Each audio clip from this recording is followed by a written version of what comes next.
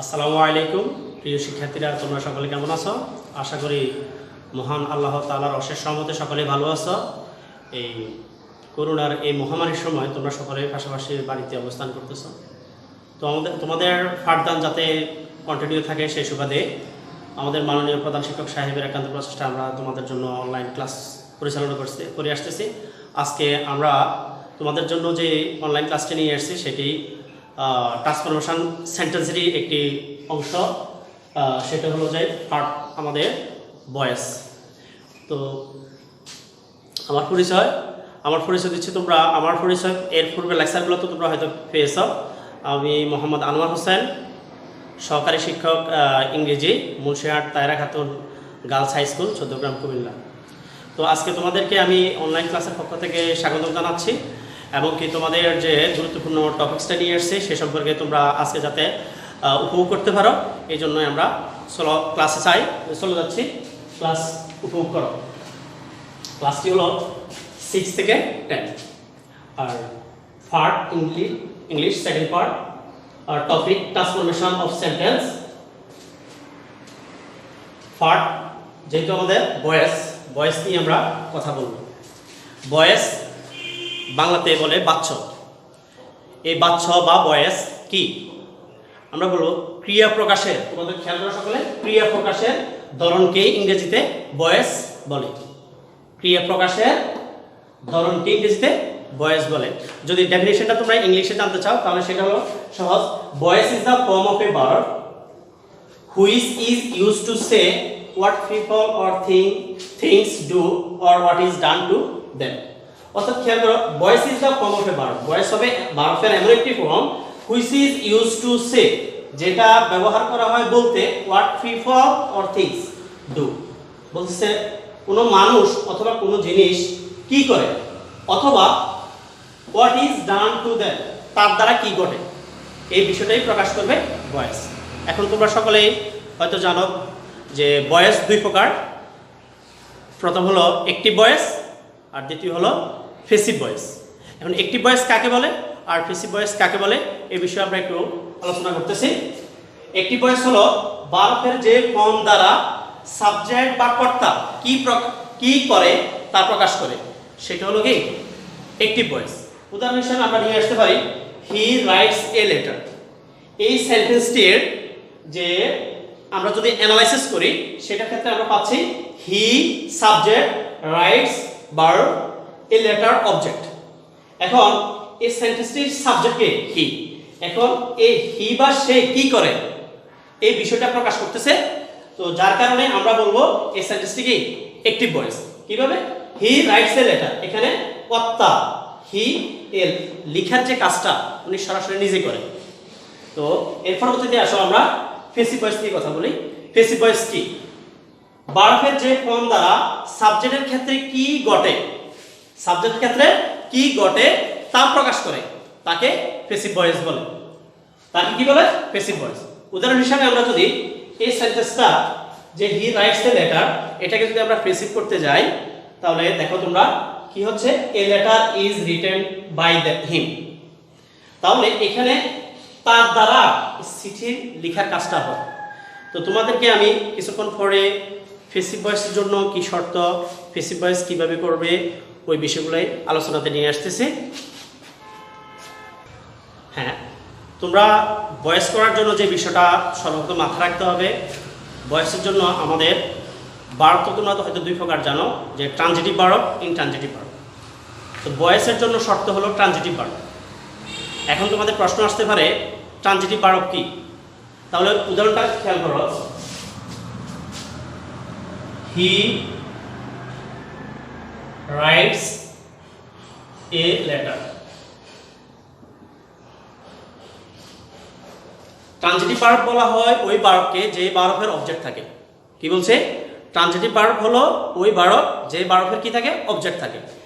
এখন অবজেক্ট কিভাবে শনাক্ত করব? ভার্বটাকে কি বা কাকে দ্বারা প্রশ্ন করে,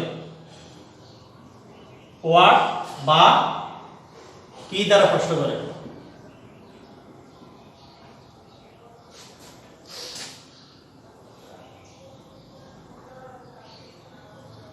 প্রশ্ন করে ভার্বটি কি ওয়ার্ড বা কি দ্বারা প্রশ্ন করবে। প্রশ্ন করে যদি উত্তর পাও তাহলে বুঝবা যে এই ভার্বটি ট্রানজিটিভ ভার্ব। অথবা অর হুম বা কাকে দ্বারা প্রশ্ন করে। তাহলে হয়তো ওয়ার্ড বা কি দ্বারা প্রশ্ন করে কাকে বলবে, ভার্বকে। অথবা হুম দ্বারা, হুম বা কাকে দ্বারা প্রশ্ন করে যদি উত্তর খুঁজে পাও ওই ভার্বটি হবে ট্রানজিটিভ ভার্ব। তাহলে আমরা এই প্রশ্নটাকে যদি আর এই সেন্টেন্সটাকে যদি আমরা ব্যাখ্যা করি, রাইটস যে ভার্বটা কি করে, তাহলে আমাদের উত্তরে আসতেছে সিটি লেখে। তাহলে এটাতে সিটি লেখা এই যে বিষয়টা, এটাকে আমরা ইংরেজিতে ডাইরেক্ট অবজেক্ট বলি, ডাইরেক্ট অবজেক্ট। আর দ্বিতীয় সেন্টেন্সটাতে দেখো হুম দ্বারা, হুম বা কাকে দ্বারা, হি হেল্প মি। এই যে বাক্যটি এখানে দেখো হি হেল্প মি, সে আমাকে সাহায্য করলো।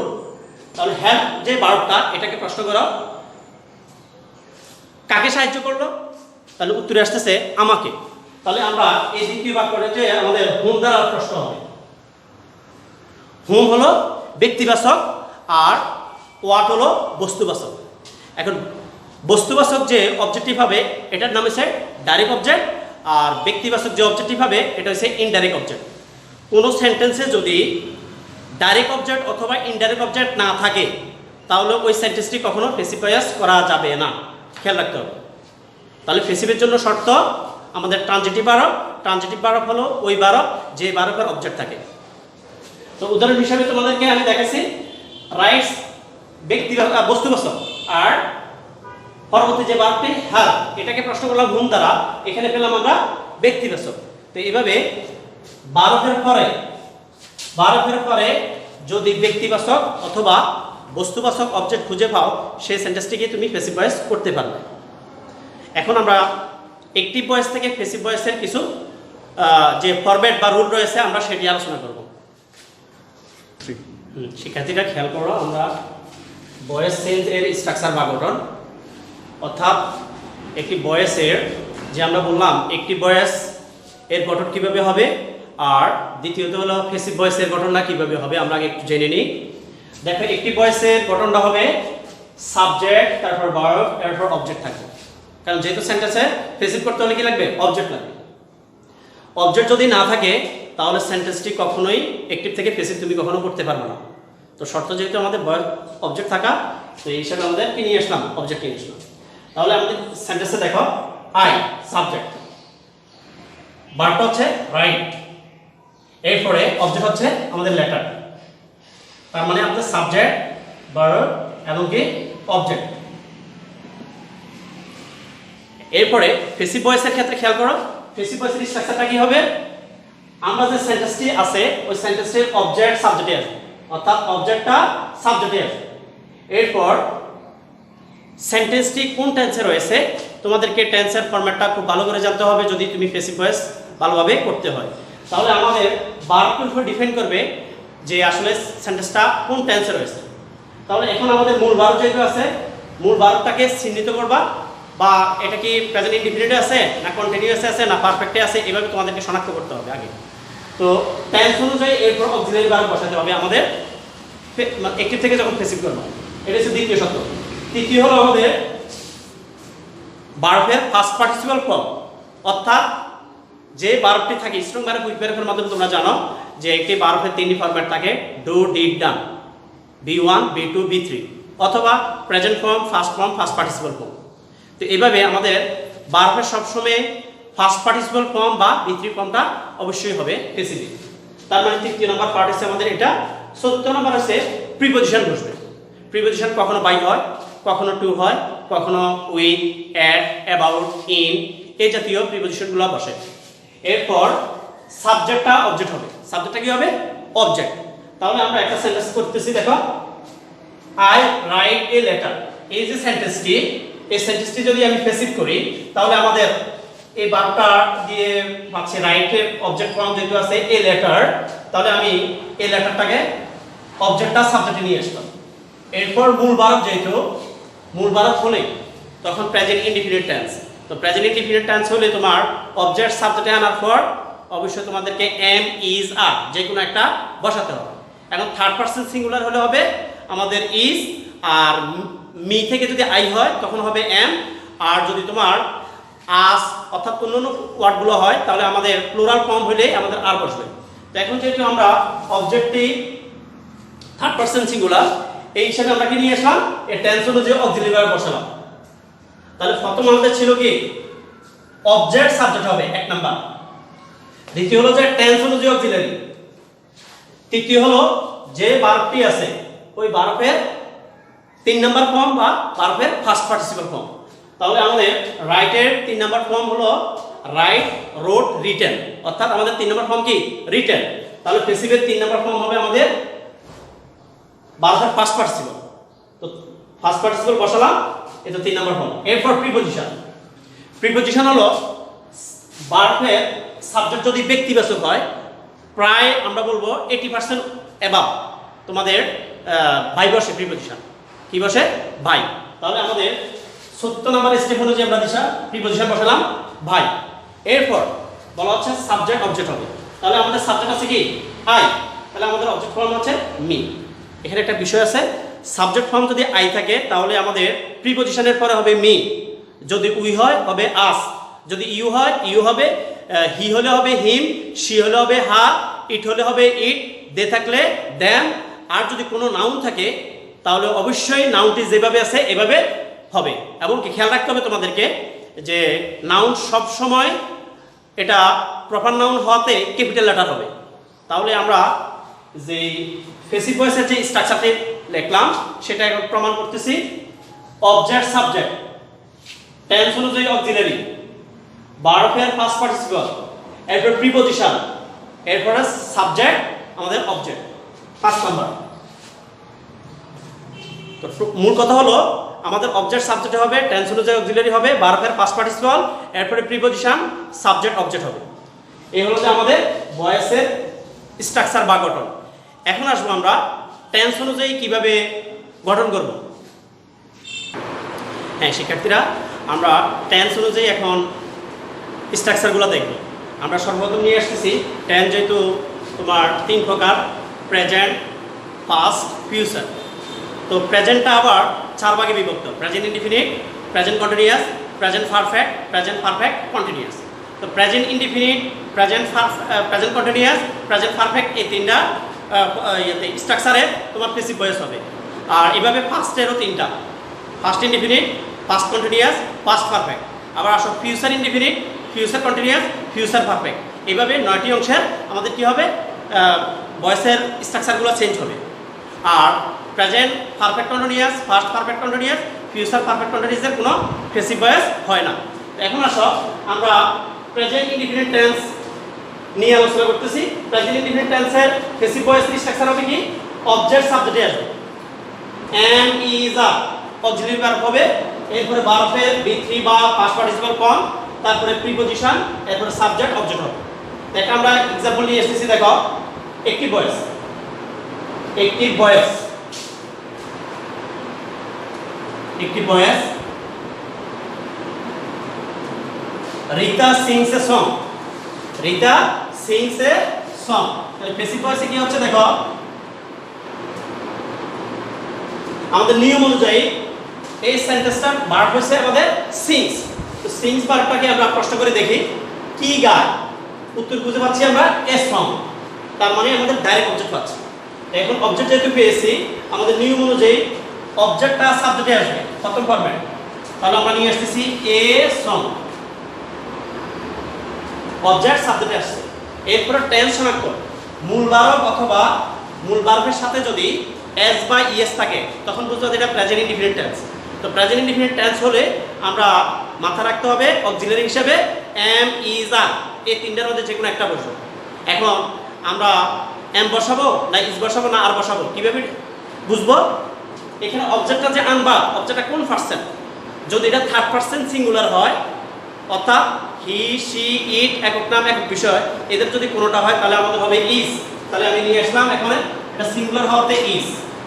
এরপর যে ভার্বটি থাকবে ভার্বটির তিনটি ফর্মের মধ্যে যে কোনো একটা ফর্ম। এখানে আসি আমরা Singh SANG sang SUNG sang B1 B2 B3 তাহলে আমাদের ভার্বের পাস্ট পার্টিসিপল হবে কি sang SUNG sang অবজেক্ট সাবজেক্টে আসছে অর্থাৎ অবজেক্ট সাবজেক্ট নিয়ে আসছে টেন্স হচ্ছে অক্সিলারি এম ইজ এর মাধ্যমে ইজ বসাইছি এরপর যে ভার্বটি থাকে ভার্বের পাস্ট পার্টিসিপল তাহলে ভার্বের পাস্ট পার্টিসিপল বসালাম এরপরে প্রিপজিশন তো প্রিপজিশন বসাতে হলে সাইন্টিস্টিক ভার্বের আগে সাবজেক্ট যদি ব্যক্তিবাচক হয় তোমাদেরকে কিছুক্ষণ আগে বলছি সেটা কি হবে বাই হবে তাহলে আমাদের বসালাম বাই প্রিপজিশন বাই তারপর যে সাবজেক্টটি থাকবে সাবজেক্টটা আমাদের এই প্রিপজিশন পরে অর্থাৎ অবজেক্ট হিসেবে বসবে তাহলে রিতা যেটা আমাদের নাউন তাহলে আমাদের রিতা যেভাবে আছে প্রপার নাউন হিসেবে বসে যাবে রিতা এই হলো যায় প্রেজেন্ট ইনডিফিনিট আমরা প্রেজেন্ট ইনডিফিনিট টেন্সের পরে এখন আসতেছি পাস্ট ইনডিফিনিট টেন্স কি পাস্ট ইনডিফিনিট টেন্সে আমরা যে প্যাসিভ করব প্যাসিভের স্ট্রাকচার হচ্ছে কি অবজেক্ট সাবজেক্ট অক্সিলারি হিসেবে আমাদের ওয়াজ বা ওয়্যার হবে ওয়াজ বা ওয়্যার এরপরে নিয়ম মাফিক ভার্বের পাস্ট পার্টিসিপল তারপরে প্রিপজিশন সাবজেক্ট অবজেক্ট তাহলে তোমরা সকলে খেয়াল করো একটি ভয়েসের সেন্টেন্সটা আছে রিতা sang a song এখানে ভার্বটা ফার্স্ট ফর্ম তো ফার্স্ট ইনডিফিনিট টেন্স সেনার উপরে হলো সাবজেক্টের পরে সবসময় দেখবে ভার্বের ফার্স্ট ফর্ম থাকবে তো ফার্স্ট ফর্ম যদি শনাক্ত করতে পারো তাহলে তোমাদের অক্সিলারি ভার্ব হবে কি ওয়াজ বা ওয়্যার এখন ওয়াজ বা ওয়্যার বসাবা তারপরে যে ভার্বটা থাকবে ভার্বের ফার্স্ট পার্টিসিপল প্রিপজিশন তারপরে সাবজেক্ট অবজেক্ট হবে এখন ওই নিয়ম অনুযায়ী আমরা দেখো রিতা sang a song টেন্সটা শনাক্ত করতে পারলাম এটা first indefinite tense first indefinite tense শনাক্ত হলো সাবজেক্টের পরে সবসময় কি হবে ভার্বের পাস্ট ফর্ম তো আমরা নিয়ম মাফিক কাজ করতেছি আমাদের অবজেক্ট সাবজেক্টে আসতেছে তাহলে এ সং এরপর ওয়াজ বা ওয়্যার যে কোনো একটা এখন ওয়াজ হবে না ওয়্যার হবে শিক্ষার্থীরা সকলে খেয়াল রাখবে তোমরা যদি সাবজেক্ট যদি আই হি শি ইট একক নাম বা একক বিষয় হয় তাহলে তোমাদের সবসময় হবে ওয়াজ আবার বলতেছি সাবজেক্ট যদি আই হি শি ইট একক নাম একক বিষয় হয় তাহলে হবে ওয়াজ আর যদি we you they plus plural হয় তাহলে হবে ওয়্যার এখন আমাদের এই সাবজেক্টটা দেখো এ সং এটা হলো সিঙ্গুলার একটি গান তার মানে একক নাম তাহলে আমাদের বলা হচ্ছে আই হি শি ইট একক নাম একক বিষয় হলে কি ওয়াজ তাহলে আমাদের যে সিঙ্গুলার এই হিসাবে হচ্ছে আমাদের ওয়াজ তারপরে ভার্বের পাস্ট পার্টিসিপল sang এর পাস্ট পার্টিসিপল হচ্ছে sang SUNG তারপরে আমাদের যেহেতু সাবজেক্ট নাউন তাহলে হচ্ছে আমাদের প্রিপজিশন বাই তারপর অতীতে আমাদের সাবজেক্টটা হচ্ছে অবজেক্ট রিতা তাহলে আমরা বুঝতে পারলাম যে ফার্স্ট ইনডিফিনিট টেন্সের অ্যাক্টিভ থেকে প্যাসিভ স্ট্রাকচার হচ্ছে অবজেক্ট সাবজেক্ট ওয়াজ ওয়্যার ভার্বের পাস্ট পার্টিসিপল প্রিপজিশন তারপর হচ্ছে সাবজেক্ট অবজেক্ট এই হিসেবে আমরা এটা উদাহরণ দিলাম ঠিক শিক্ষার্থীরা যেহেতু আমরা ফার্স্ট ইনডিফিনিট টেন্স জানলাম এখন ফিউচার ইনডিফিনিটে যাচ্ছি আমরা ফিউচার ইনডিফিনিটের প্যাসিভ ভয়েস স্ট্রাকচার কি হবে অবজেক্ট সাবজেক্ট অক্সিলারি হিসেবে shall be বা will be হবে অক্সিলারি হিসেবে কি হবে shall be বা will be এরপর ভার্বের 3 নম্বর ফর্ম বা পাস্ট পার্টিসিপল এরপর প্রিপজিশন সাবজেক্ট অবজেক্ট হবে তাহলে তোমরা দেখো আমাদের একটি ভয়েসের সেন্টেন্সটা দিলাম Rita will sing a song এখন তোমাদের প্রশ্ন আসতে পারে স্যার আমরা ফিউচার ইনডিফিনিট কিভাবে চিনব ফিউচার ইনডিফিনিট টেন্স সিনারি হলো সাবজেক্টের পরে shall বা will থাকবে এরপরে ভার্বের বেস ফর্ম দেখো shall বা will তারপরে ভার্বের বেস ফর্ম যখন থাকবে তখন বুঝবে যেটা ফিউচার ইনডিফিনিট এখন ফিউচার ইনডিফিনিট যদি শনাক্ত করতে পারো এখন তোমার প্যাসিভ ভয়েস স্ট্রাকচার অনুযায়ী আমাদের অবজেক্ট সাবজেক্টে আসতেছে অবজেক্ট সাবজেক্টে আসতেছে এ সং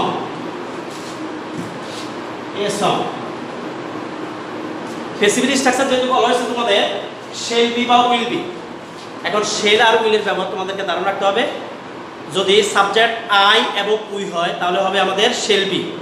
আর যদি ইউ, হি, শি, ইট একক নাম একক বিষয় হয় তাহলে আমাদের হবে উইল বি। তাহলে এখন এক নাম হিসেবে এ সং যেহেতু থার্ড পারসন এই হিসাবে হচ্ছে আমাদের উইল বি, উইল বি।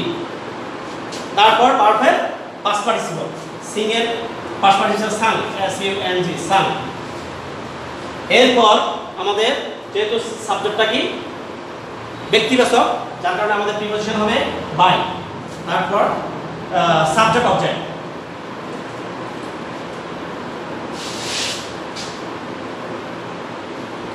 তার মানে আমরা ফিউচার ইনডিফিনিট টেন্সটা কিভাবে করলাম? প্যাসিভের অবজেক্ট সাবজেক্টে আসছে শেল বি, উইল বি, ভার্বের পাস্ট পার্টিসিপল, প্রিপোজিশন এবং সাবজেক্ট অবজেক্ট। তো এই সময়তে আমাদের সেন্টেন্সটা আলোচনা করছি। অবজেক্ট সাবজেক্টে গেল শেল বা উইল, বি বসাইতে হবে একটা এক্সট্রা। এরপর ভার্বের পাস্ট পার্টিসিপল, প্রিপোজিশন বাই, তার পরবর্তীতে সাবজেক্ট অবজেক্ট। তোমাদের সবসময় যে বাই হবে তা না, কখনো কখনো তোমাদের টু হতে পারে, কখনো উইথ হতে পারে, ইন হতে পারে, এট হতে পারে বা অ্যাবাউট হতে পারে। এগুলো তোমাদের কিছু নির্দিষ্ট ভার্ব আছে, আমরা ওগুলো পরবর্তী ক্লাসে আলোচনা করব। তো আমাদের আজকের প্রথম যে ভয়েসের প্রথম লেকচার, এই লেকচারে আমরা আলোচনা করছি present indefinite, past indefinite, future indefinite. পরবর্তী লেকচারে আমরা নিয়ে আসবো present continuous, past continuous, future continuous, present perfect, past perfect, তারপরে ফিউচার পারফেক্ট। এর পরবর্তীতে এইগুলো আলোচনা করার পরে আমাদের ভয়েসের যে ইম্পারেটিভ কীভাবে হয়, ইম্পারেটিভের ভয়েস কীভাবে হবে বা ইন্টারগেটিভের কীভাবে হবে, পরবর্তী লেকচারগুলোতে আমরা ধাপে ধাপে নিয়ে আসবো। তো এই বলে আজকের লেকচারটা আমরা সমাপ্তি নিয়ে আসতেছি। সকলে তোমরা ভালো থেকো।